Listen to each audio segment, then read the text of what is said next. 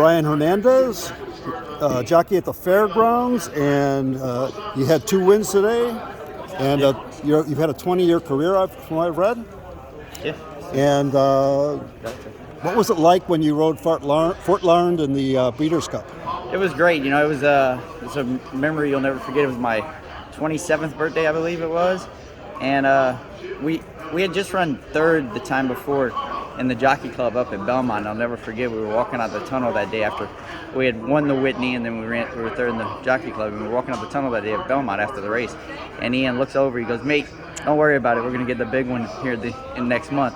And he knew what he was talking about because we went out there for the Classic that day, and we kind of had our game plan written up, and he emphasized to me that the biggest part of us, we needed to leave the gate in good order. We needed to make sure that he left there on his feet and left there good.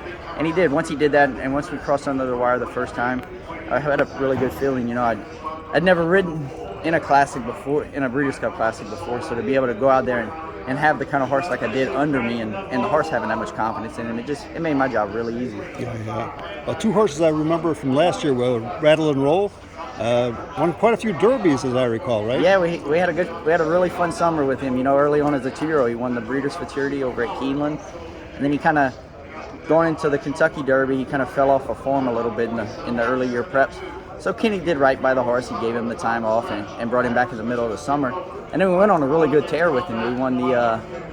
We won the race at Churchill in the spring, I believe it was. Yeah. And then we went to Indiana. We had a tough trip that day in Indiana.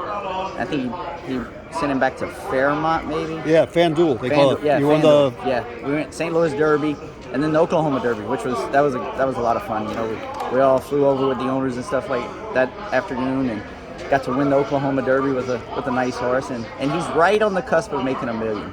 Yeah, you did really well with Gulfport too. That's the other one that I remember. 2 wins out of 2 tries, right? Yes, I rode Gulfport his first 2 starts. He was probably the most impressive 2-year-old maiden winner last spring at Churchill. He broke his maiden first time out.